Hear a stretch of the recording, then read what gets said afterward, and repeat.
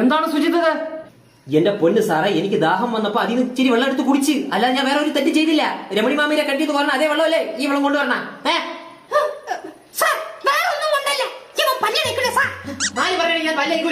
Sujith, sorry sir, ആര് പറയണി ഞാൻ പല്ലേക്കൂലാന്ന്?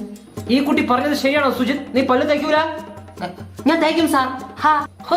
എന്താ പോലെ എന്തരടാ സാർ, അത് JP നാരായണമൂർത്തിയുടെ പുതിയ പേസ്റ്റിന്റെ പുതിയ ഫ്ലേവർ ആണ് സാർ. അതാണ് ഈ നാറ്റം. അല്ല, നല്ല മണം.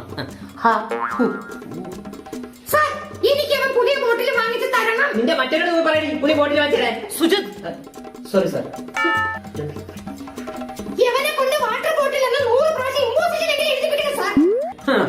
അത് നടക്കില്ല സാർ.